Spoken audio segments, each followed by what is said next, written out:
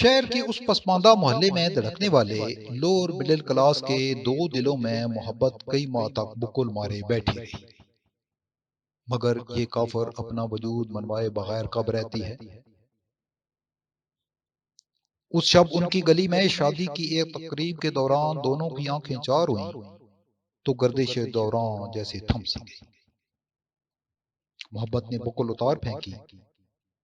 تقریب کے اختتام تک فاخرہ نے اپنے دل کے رومال پر اس کا نام کاٹ لیا اور ذیشان نے بھی اپنی چاہت کا ہار فاخرہ کے گلے میں ڈال دی۔ نگاہوں نے دو طرفہ معاہدہ محبت پر خاموشی سے دستخط کیے تو انہیں لگا کہ دلہن کے گھر کے در و دیوار ان کے دلوں کی سنگت میں محو رقص۔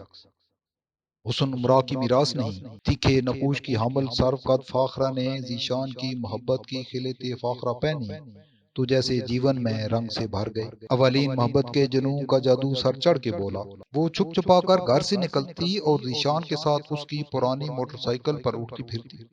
راز و نیاز کے لیے سٹی پارک کے جنوب مغربی کونے میں آخری بینچ پر پہنچتے ہی درختوں کے پتے تالیاں بجا کر انہیں خوش آمدید کہتے اور سرخ گلاب کے پھول حالا کر لیتے۔ وہ غٹر غٹر باتیں کرتی، کہکا لگاتی تو کلیاں چٹکنے لگتی اور پھول جھوم کر واری واری جاتے۔ فاخرہ پر ذیشان کی محبت کا چھاجوں می برسا تو وہ نہال ہو گئی۔ پھر ایک دن ذیشان کے اصرار پر اس کی ماں نے جا کر فاخرہ کے والدین کے آگے جھولی پھیلا دی اور اگلے ہی ہفتے منگنی کی سادہ سی تقریب میں دو پریمیوں نے ایک دوسرے کے نام کی انگوٹھیاں پہن لی۔ دل اور بھی قریب آ گئے۔ محبت کے سفر نے 5ویں ماہ میں قدم رکھا ہی تھا کہ ملک میں عام انتخابات کا بگل بج گیا۔ رنگ برنگے بینروں، جھنڈوں، ریلیوں اور جلسوں کا موسم آ گیا۔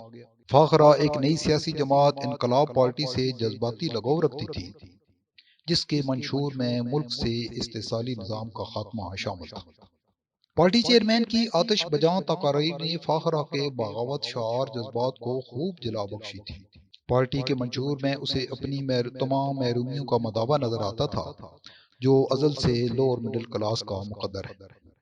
وہ باقاعدہ پارٹی کے مقامی امیدوار چودھری حاکم کی فورس میں شامل ہو گئی اور سکھیوں کے ہمراہ اس کے جلسوں میں عزم و ولولے سے شرکت کر کے اپنے اور ملک و قوم کے لیل و نہار بدلنے کے خواب دیکھنے لگی۔ ادھر ذیشان سلامت پارٹی کا پرجوش کارکن اور اس کے یوتھ ونگ کا ممبر تھا۔ سلامت پارٹی نے اس حلقے سے ملک خداداد کو ٹکٹ دیا تھا۔ ملک نے پارٹی ورکروں کی میٹنگ بلائی جس میں ذیشان بھی شریک ہوا۔ خداداد کی جذباتی تقریر نے ورکروں میں نئی روح پھونک دی اور وہ جوش و خروش سے اسے کامیاب کرانے میں جٹ گئے۔ آج پہلی بار ذیشان اور فاخرہ میں اختلاف ہوا تھا۔ دونوں جذبات کے بگولوں پر سوار ایک دوسرے کو اپنے اپنے امیدوار کے حق میں قائل کرنے کی کوشش کرتے رہے۔ چونکہ ٹھوس دلیل کسی کے پاس نہ تھی، لہذا تلخ کلامی ہو گئی اور فاخرہ پہلی مرتبہ ذیشان سے لڑ بیٹھی۔ ملک میں ابھی جمہوری رویے اتنے پختہ نہ ہوئے تھے کہ دونوں اپنے اپنے سیاسی نظریات پر قائم رہتے ہوئے اکٹھے چل سکتے۔ فون اور ملاقاتوں میں بحث و مباحثہ جاری رہا، مگر دونوں اپنے اپنے نظریات پر ثابت قدمی سے ڈٹے رہے۔ فاخرہ نے انا کے گنبد کو آسمان بنا لیا تو ذیشان نے غیرت کا مسئلہ۔ محبت میں دراڑیں آتی گئیں۔ دونوں کے جذبات کو برانگیختہ کرنے میں چودھری حاکم اور ملک خداداد کی شرمگیز تقریروں نے اہم کردار ادا کیا۔ دونوں لیڈر اپنی تقریروں میں مخالف امیدوار پر ایسی بے رحمی سے الزامات کی سنگ باری کرتے کہ لگتا اگر سامنے آ جائیں تو ایک دوسرے پر فائر کر۔ انہوں نے کشیدگی بڑھانے میں کوئی کسر اٹھا نہ رکھی، جس کی بنا پر حلقے میں کئی مرتبہ ورکروں کے مابین لڑائی جھگڑے کی نوبت بھی آئی اور متعدد لوگ زخمی ہوئے۔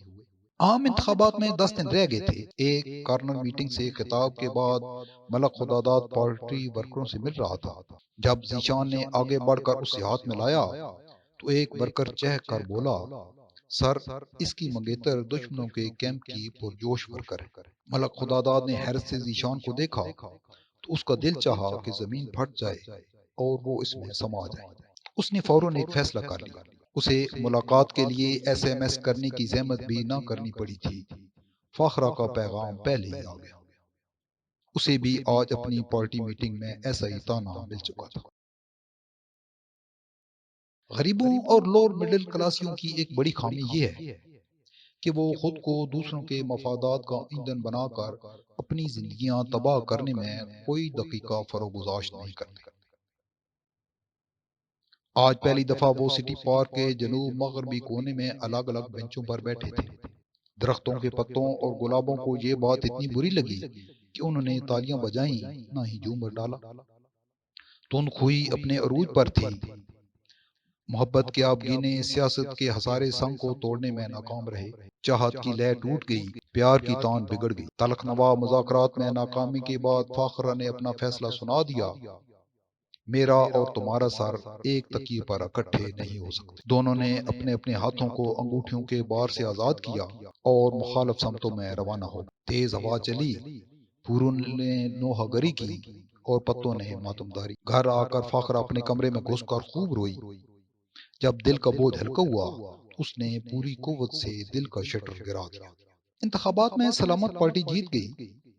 چودھری حاکم بھی ملک خدا داد سے ہار گیا۔ مصائب نے جیسے فاخرہ کا گھر دیکھ لیا۔ وہ محبت کے تخت سلیمان سے گری تو انقلاب پارٹی کے ذریعے لیل و نہار بدلنے کے خواب بھی چکناچور ہو گئے۔ پھر چند روز بعد اس کا باپ خاموشی سے مٹی اوڑ گیا۔ ماں بیٹی کریا بے امان میں بے یارو مددگار رہ گئی۔ تلخ حقائق کی تمازت نے خوابوں کا گلستان خاکستر کر دیا۔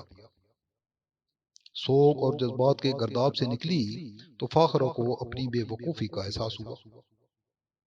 محبت کی راکھ میں دبی چنگاریاں سلگنے لگیں، ماجور صبحیں اور فرقت زدہ شامیں اسے کاٹنے لگیں۔ ایک روز وہ گھر سے نکلی تو گلی میں دور سے ذیشان جاتا ہوا دکھائی دیا۔ دل کا شٹر اس نے جس زور سے گرایا تھا وہ اتنی قوت سے اٹھ گیا۔ باقی اگلے ہفتے۔